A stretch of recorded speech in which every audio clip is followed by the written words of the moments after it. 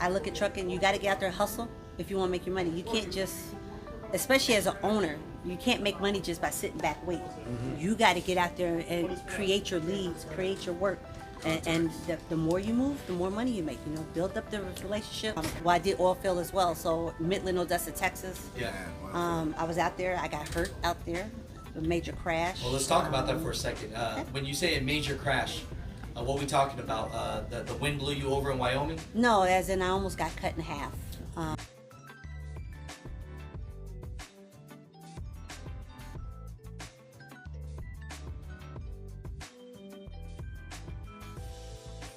Pinned in.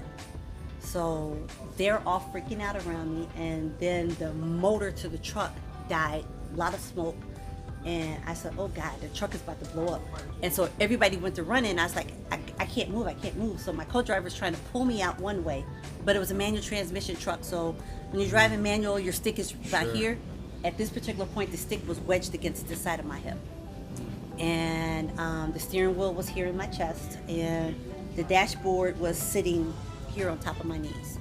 And so I couldn't go this way, and I couldn't go this way. And I was like, Lord, you let me sit here, survive the crash just to blow me up. And at the time, I had my mom on the phone too. And so she heard that. I was like, Ma, I gotta go. The truck is about to blow up. It's starting to smoke. And go out here, and it's right around the corner here. I still gotta get something to eat. As soon as you came out, it reminded you, right? I smell it now. 595 Lounge Arcade Unit 2A. Come in, play some pool, chill out. Tanya, I didn't know you knew, but you're supposed to have the camera on you at all times. You're a superstar. Oh, This what you didn't know you didn't know that? Hi everybody. Look How at that. are you? Look at them dimples, man. Hi everybody. Welcome to 595 truck stop in what town? Huh? Davie, Florida. Davie, Florida. And I left my window open. So I'm out here with The mother trucker. the mother trucker, Asian Knife, and Miguel Cruz. So we did this YouTube video.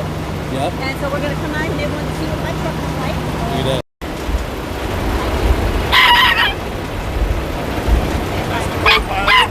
So this is my truck. Road Legends is my company in Lamont, Illinois. Yes. Great company to work for. You will make money with Road Legends. Have good equipment that will not break down, and if it break down, only $100. I heard that. You making sure she represents. A symbol of honor and courage. That's what we do. This is all the vicious. That's one, and that's the other one sitting over there. I see it. So I'm trying to create comfort to home. I got my blue steering wheel. Love it. I just bought more of these so I can cover the back wheels back there. Hey, let's take a picture in the front. What's going on, Mother Truckers? Welcome to the Asian My Show. We're here with Miguel Cruz, and we're hanging out today, and we have a very, very special guest. You guys might not know, but this lady here, she's doing trucking before women trucking was a thing. I think That's right. In my years of trucking, anyone can become a truck driver. That's true. Anyone can be a truck driver, but I would say not until about 5 years ago, I started to see a lot of more women get into the industry. So, I know there are some that have probably been doing it 10, 15, 20 years, and I've interviewed a few, but yourself doing it for over 9 years now. Yeah, about 9 years. First off, introduce yourself. Hi, my name is Tanya, Tanya Lambert. My moniker is Diva Trucker. I've been Diva Trucker since I first came out here. When somebody told me I couldn't drive and look cute and have long nails. That started the Diva Trucker thing. And nice. so I've been out here trucking for 9 years. I have been everywhere with the exception of about 5 states that I refuse to go to. Understand. So What are those states? I'm guessing Alaska, New York, well, I mean, that's... Manhattan, I have not been... I've been through New York. I've been through Plattsburgh, New York. I have not been into the city. Yeah, and I've been down in there. I have not been into Vermont, Maine, Montana, Rhode Island, I think. Okay. That's so funny because as soon as you hit Rhode Island, you got to hit Rhode Island, Vermont, and Maine. Right. Okay. Rhode Island, Vermont, and Maine. If there's something, no, there's nothing north of Maine. Montana, and there may be one other one. Is it Delaware? Oh yeah, they're all up there. Something, So- maybe Delaware. You'll accidentally one day hit up all of them accidentally. Me and I my try to girlfriend, avoid that. we took a trip out to Maine and we actually had some Maine lobster. Oh, really? So, woo! You haven't had some Maine lobster? No. Shoot, Yes. you know. I've come to Florida. I've had lobster here in Florida. Yeah. I came down here on the low one time up by Orlando and some seafood places. All you can eat seafood buffet. I tried for Thanksgiving, and I tried to lose my mind in that place. I heard that. So, you know, let's talk about the beginning. You know, why the hell did you even want to get into trucking? Well, that started as a kind of push for it. So I used to drive city transit buses and tour buses, and I lived in Las Vegas. And so I would get these high-end charters, a lot of celebrities, a lot of corporate functions, CEOs, CFOs, and I would take them out to these exclusive golf courses and stuff. They liked my driving, so they kept trying to recruit me to come drive. You know, we need a good driver for our company. Come drive. And one offered, you know, paid relocation and a great salary and stuff, and I just wouldn't leave Las Vegas. And next time somebody else, I had 3 different offers to start trucking or drive something for their company. And a friend of mine's like, hey, you know, I'm going into trucking, and look at how much money we can make in just 1 year. And I was like, really? So I started looking at it, and I was like, these folks were on to something. And so when I started talking to other friends and family, nah, you're a girl, you know, stick to doing this, and how are you going to climb in something that's more than 5 feet off your ground? I said, All okay. the typical stuff. So the more I was told no, the more I was determined to do it. I found a company down in Texas, FFE. I recommend they have the greatest training program for beginning truckers. Oh, really? And so I came down to Texas and I started trucking, and I gained experience. You know, I wanted to do the hardest thing and the most dangerous thing. I wanted to get all of that out first because Sure. to show them I could be cute, but I can handle my job.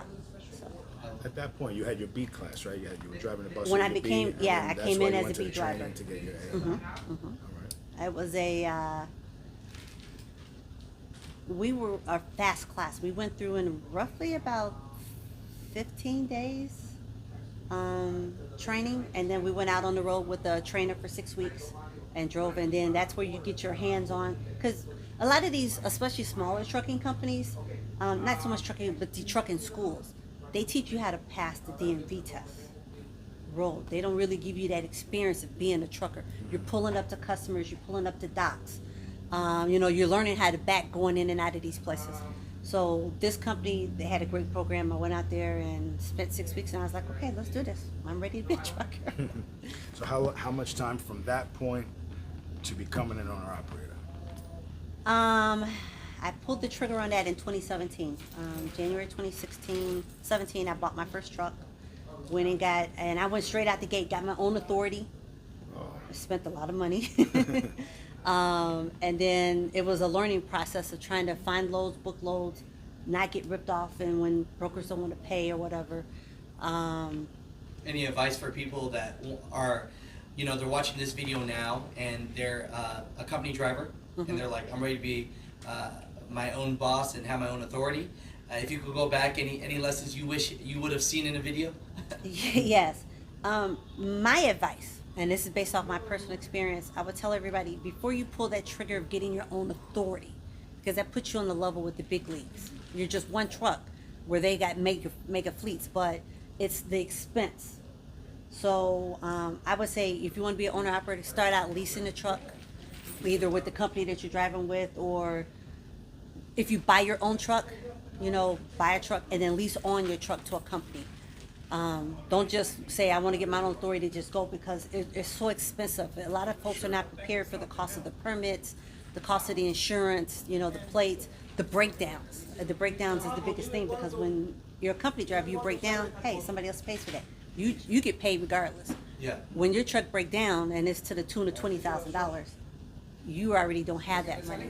I was going to ask you, that sounds like a personal situation. What was your biggest breakdown? Straight out the gate, The first breakdown after my first load was my transmission. That was like $3,500. And that was what truck? You bought that was I the bought first it. truck. I You bought a my used first truck. I bought a used truck. What was it? It was a 2010 Freightliner Cascadia with automatic transmission, first generation automatic with the little flip paddle. 2010 automatic. Right. Yeah. 635 miles. It ran great. I had 2 mechanics outside come check the vehicle out. Sure. Everything seemed to be running good.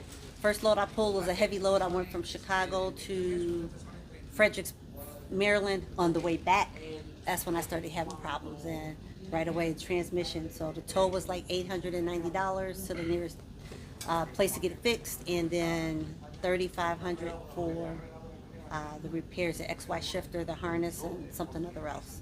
At least it wasn't the whole thing. That would have been like 15 grand. Yeah, exactly. I'm a salesman. 2 things I always tell people when you buy a used truck. Real important.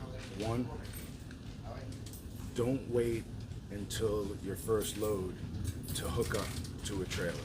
You know, when you buy a used truck, That's important information. when you buy a used truck, nothing happens about it.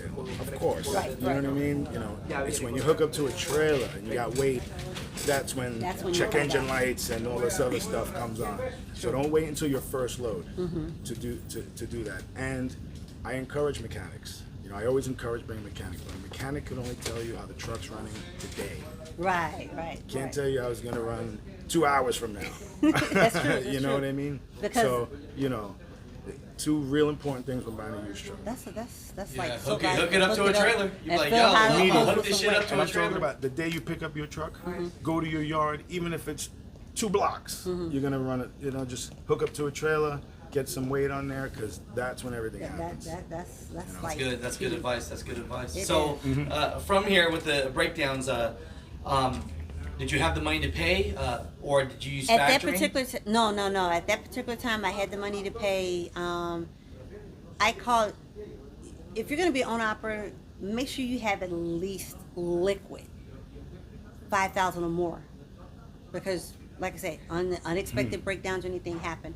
So I had a little cushion of about $10,000. So I was prepared just in case anything goes wrong. And like I said, that was the first thing. And then plus I had a credit card. So I charged that payment because I was like, okay, you got to pay for fuel. And at that time, fuel was very high. So it's creeping up now. It was even higher back. It's gonna creep up again. Yeah. What did you do for information then? Like, where were you getting information from? Just other people, your friend? Because I mean, I don't know if you had a lot of trucker friends then, because it seemed like no one I around had a you few was trucker into friends. it. No one, especially as a female, no one is going to be forthcoming. There was a lot of closed doors, so I had to kind of get out there and feel my way. One of the first things I did do was sign up with a factoring company, because they was like, well, you got to collect your money, and how do you, can you afford to go? So I was like, well, maybe, once I found out that they'll buy your bills from you and then pay you. So there's a lot of folks need to understand some factoring companies are good, and then some are rip-offs. Yeah. Most are garbage. A few good. There's a With few that are everything in good, life. and some are terrible. And then they gave you a fuel card, and they deducted or whatever like that. So I was just trying to be vigilant. With the factory company I signed up with came that load board, and I was familiar with them from back in the old days when you walked to the TA, the Petros, there was a load board up there. Yeah.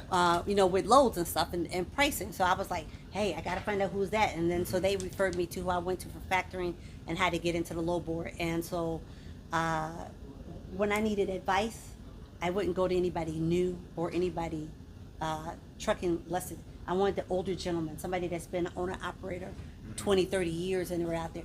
They gave me that old man sitting at the table in the restaurant in the corner while everybody's telling BS stories and brag about, oh, I made all of this money and blah, blah, blah, blah. They don't tell you what you make net. The old guy doing his books. That's why I went to go ask questions. So what was the best advice you've ever gotten? One of the best advices he gave me was monitor my fuel expenses. Pay attention. These big truck stops, yeah, you got good clean diesel and it's got the additives. They can be pricey. The mom and pops are still out there, and some of their fuel is good. So he said, don't be left foot loosey, because when you left foot loosey, you're blowing your gas right out the window.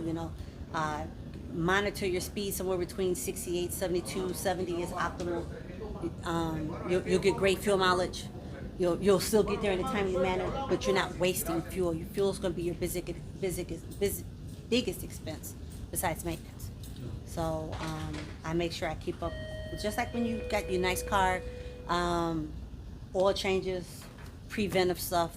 Yeah. I'm constantly changing. The good thing is for me, I have some knowledge in mechanics. So I was married at the time. Things that we could fix ourselves, mud flaps, shocks, minor stuff, we would fix ourselves. I'd be on the road, I'd be out there fixing on my truck. And then big stuff, I would take to the shop. So don't drive like a Yahoo and be speeding and hit every pothole, because that stuff tears up your truck. Take pride in it, take care of it. Watch how much you're spending in fuel. I was gonna ask this. So are you still owner-operator? I'm still owner-operator. You didn't fail? Everyone told you failed because you're a woman. You didn't fail? Well, I'm going to call it a failure. I had to shut down at one point in time because my truck did break down to the point of where the repairs were so expensive. Oh, yeah.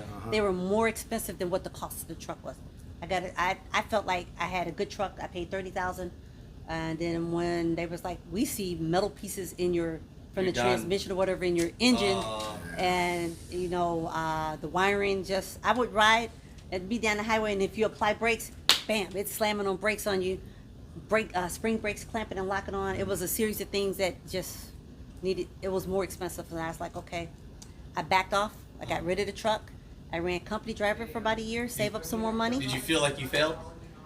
No, and everybody told me I did, because it was like you're fighting a losing cause. So I was fighting. I spent so much in maintenance, I had to keep going because that's the only way to pull back.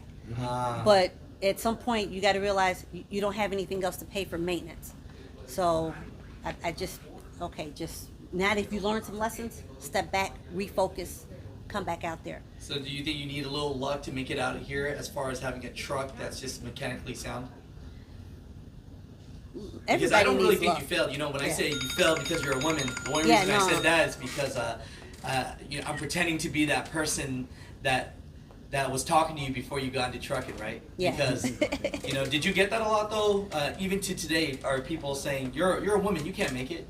You're not. And I just tell them, watch me with a big smile. But are they still saying that? I have a lot of people tell you, you need help backing up? No, I got it. But just watch me. I'm very humble about it, and you get some guys that because you're female, they want to be a-holes to you. Really? And then you got some that want to be, hey, I appreciate you out there. When I pull up to loading docks, I get a lot of folks that say, man, I'm impressed. You're a female. You're dressed nice. You look professional. You backed up a whole lot easier and a whole lot faster than some of the other guys that, It makes my head big, but I appreciate it. And I'm humble. That's how you take pride. I never think I failed, because in order to win and move forward, sometimes you have to kind of fail and learn a lesson. Try to figure out what you're learning at each opportunity so that you can go forward and do the next thing and then share the information.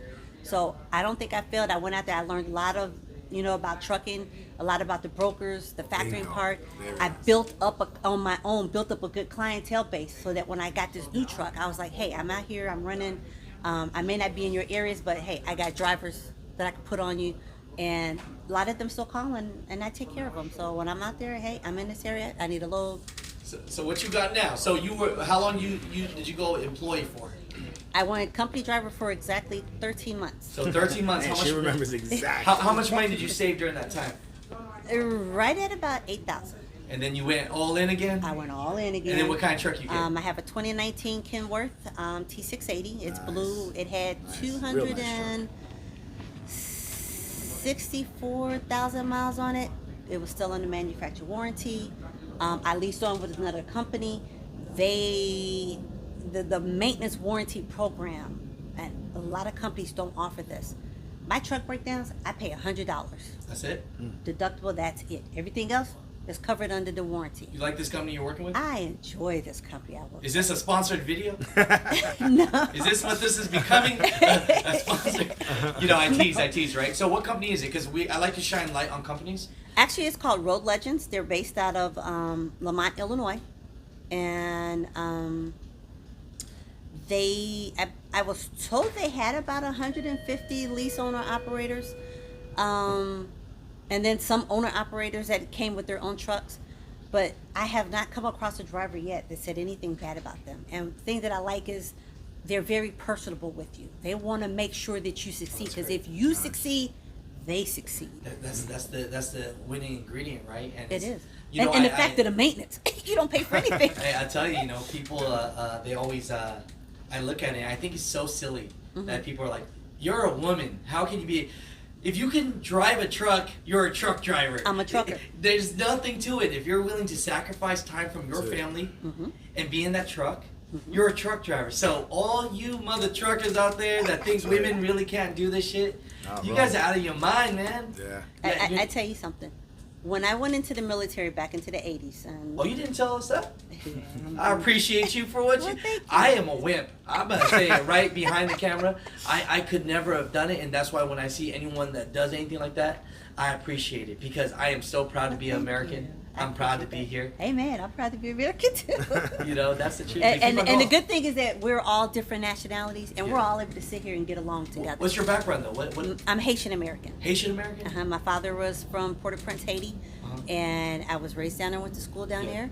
And my mother's American. She's American, African American, and so I've got two different cultures.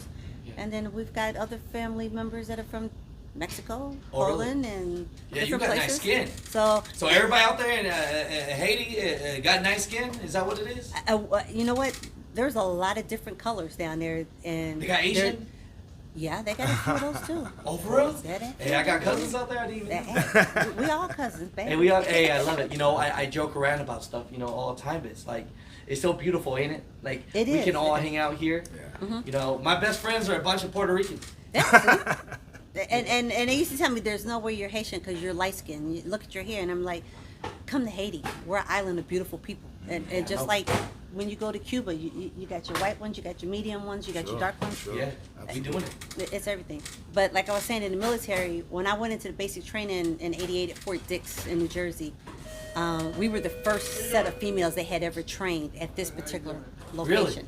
The particular brigade that I was in. And he told us there's no such thing as male or female. It's soldier. Yeah. What one can do, you can do, and we will show you what you need to do. I don't want to hear it. I got cramps. I got a headache. Sure. You're going to do a job. You're going to be trained well. And that was the motivation that I took, and the mental mentality to, hey, it's mind over matter. If you don't mind, then it don't matter. Let's get out here and do it. Hey, Rock. I love that. You know, if you could redo it, would you be doing anything else? Keep it real now. It's cool. Um, I mean, everybody loves to be in movies.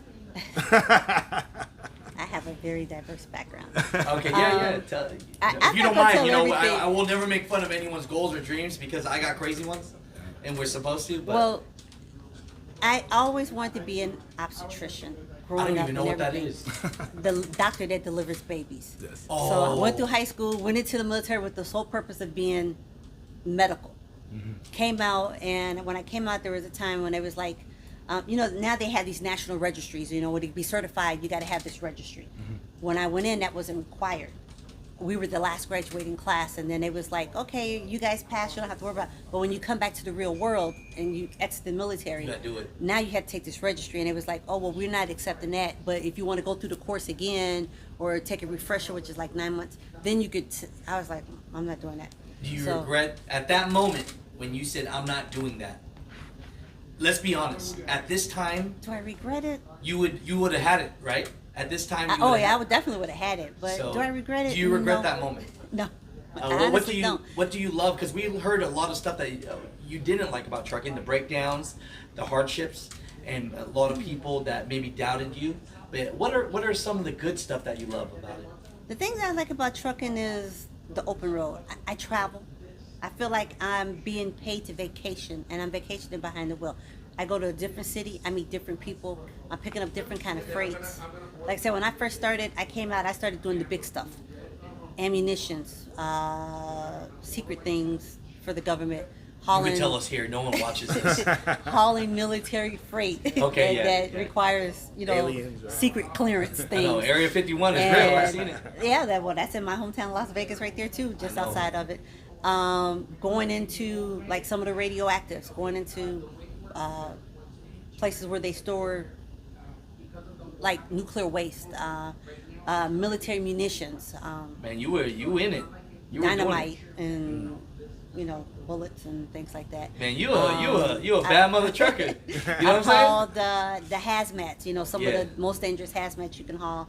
So I've done that, and I went from there to I did oil field as well. So Midland, Odessa, Texas. Yeah. I was out there. I got hurt out there, a major crash. Well, let's talk about that for a second. Okay. When you say a major crash, what we talking about? The wind blew you over in Wyoming? No, as in I almost got cut in half, crushed in my truck. Like I could probably show you a picture. Would you mind having the picture on the show? Sure. Would that we could text it later, and I'll put it in the And show. put it in the Actually, show. that's gonna probably be the thumbnail. She almost got cut in half, and now I'm gonna edit you like half cut. And nah, I'm not trying to make fun of the situation, but I was out there running around in some of the many oil fields in the Midland, Odessa area, Permian Basin, and that's like West Texas. And so we had just loaded for the day, and was on my way to the location to transfer. And so there's when you're doing land-based oil, they call them frac rigs, and that's the drill rig or the platform that they're drilling with. So they're a few different sizes and require different type of transports. And so like one of the biggest ones you have is called the AAA frame. So the driver that was hauling it, and it looks like a huge ass fucking roller coaster. wow. No, I'll be. And so we were coming. So when we saw the escort, and when you're out there on these little country roads and on people's land, the oil fields are people's ranches. They own hundreds and hundreds of acres. That's the money. So from the land. that's where the money, and it was great money. So I mean, you were just like pulling money out of the bushes, kind of tell great you, money that was back. the gold rush. Yeah. And so we saw the lead escort car. Was like, oh well, we know we got something big coming. So it's either the frac rig or a battery. Let's find somewhere to pull over and get off the road. And so I pulled over onto the shoulder. I had a co-driver with me, and so we got off the road and we just sat there. And he was cresting a hill. We watched him come off the hill, and my co-driver's like, oh, that looks kind of big. I don't know about that one. I was like, oh, he'll pass us. We've passed plenty before. And so he came on down the hill, and just when he got maybe a quarter a mile away, I noticed just how large he was and just how wide across the front of my truck that this object was. Not the tractor, not the gooseneck he was pulling it, or the flatbed he was on. It's the object itself. And so I started lining it up and just realized, and he's at that point, split seconds, you can travel split seconds. And I was like, he comes through here, there's no way I'm surviving. And people say their life flashed in front of their eyes, and I didn't have that. The only thing I thought about, I said, Lord, my baby made it to college. She was had just started her freshman year. My oldest one was married. I've seen the birth of both my grandkids. I have done what I could do as a person. Lord, I am ready. And I just let go and just laid back. And then as the glass started to shatter, I'm literally made eye contact with the driver as he was passing me. And as the glass started to shatter, I just did like this and covered my face because I was like, oh, protect your face. There was a strong gush of wind that came, and I mean, just, it lifted me up out of the seat, and I went back like this and came back down. And I remember coming back over the steering wheel. Next thing I remember was somebody waking me up. Wake up, Tanya, wake up. And he was like, do you know your name? Do you know what today's date is? Do you know who the president is? I was like, yeah. He's like, we got hit. I was like, oh, okay. And so I'm looking, there's no door, and I see glass everywhere. And I was like, well, okay, let's get out here and check our tanker and make sure we're not leaking everywhere. He's like, no, don't move. I was like, oh, no, I'm good, I'm cool. I felt my toes and everything. I was like, I don't see no blood. There's scrapes and things, scratches on my arms, on my hands. But I was like, well, I'm alive. I'm in one piece. He's like, don't move. You hit your head really hard. And I was like, what do you mean by that? He's like, just sit right here, And then he said, it's so much hair. And I was like, hair? And so my hair comes down to about right in here. And I was just like, what do you mean hair? So I'm looking, I'm like, hair. So there was a lock of hair on my arm. And I was like, oh, just the breeze probably pulled my ponytail out of the window. And he's just like, no, you just need to be here. Then he asked me a few more questions. Do you know what country you're in? I was like, dude, do I need to start speaking Spanish to you, And at that time, there was a farmer plowing cotton, and he had on one side, and there was his employer, whatever, plowing on the other side. And then the escort carted back, and then so they both come running. And I was like, guys, we're okay. We just got hit. Let's just check everything out. And I go to move, and I can't move. I'm pinned in. So they're all freaking out around me, and then the motor to the truck died, a lot of smoke. And I said, oh God, the truck is about to blow up. And so everybody went to run in. I was like, I can't move, I can't move. So my co-driver's trying to pull me out one way, but it was a manual transmission truck. So when you're driving manual, your stick is right here. At this particular point, the stick was wedged against the side of my hip.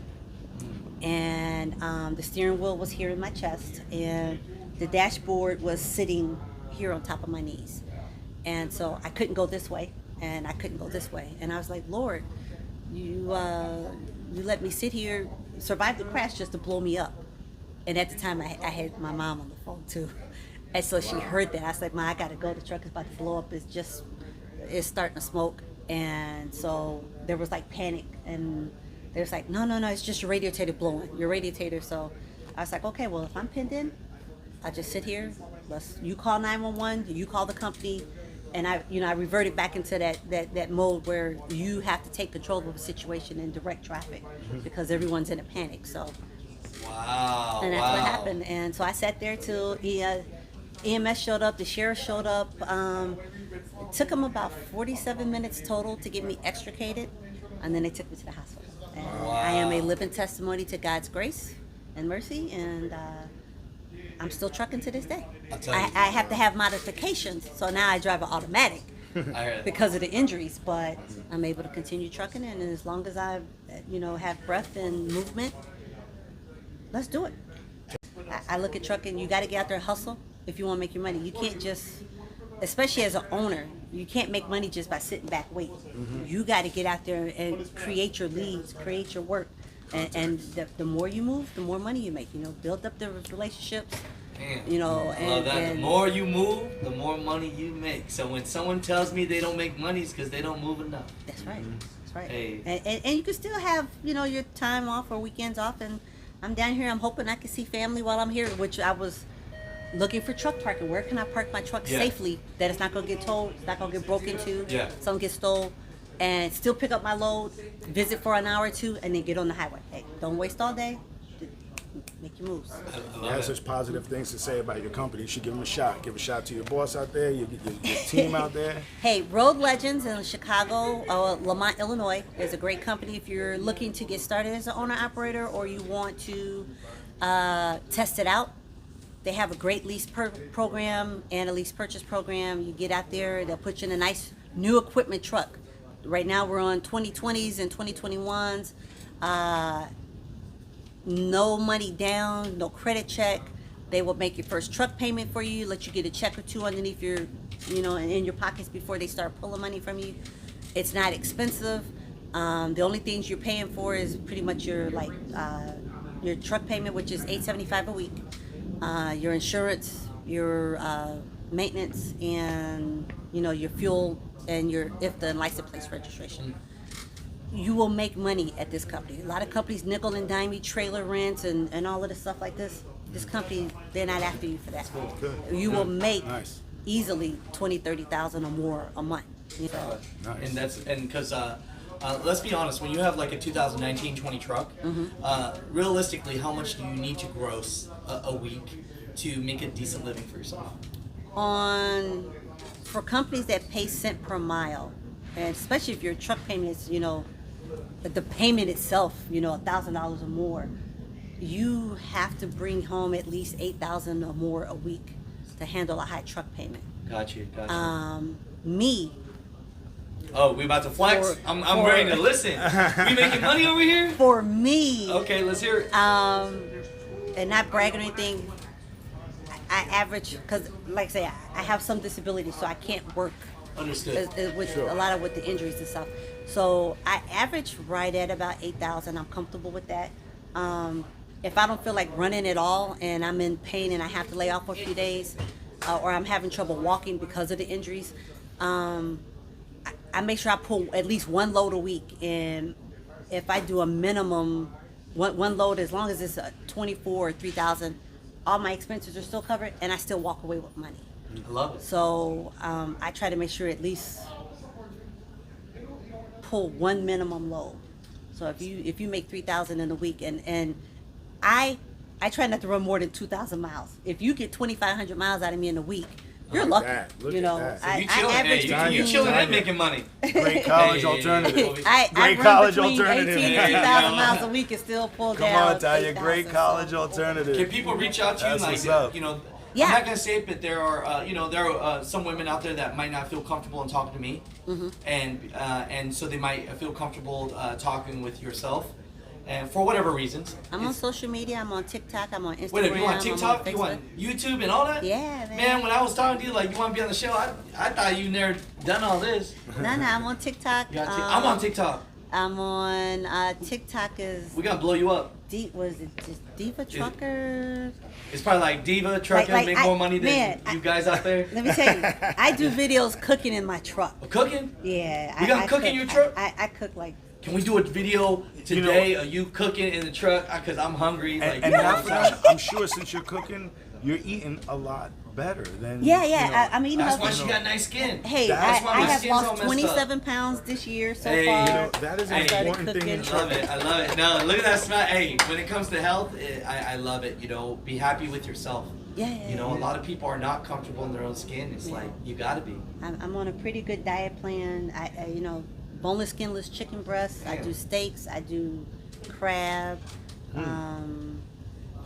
eat healthy fish. Man, dang, But that's yeah, why you. That's I- why you're a hot grandma. You know what I'm saying?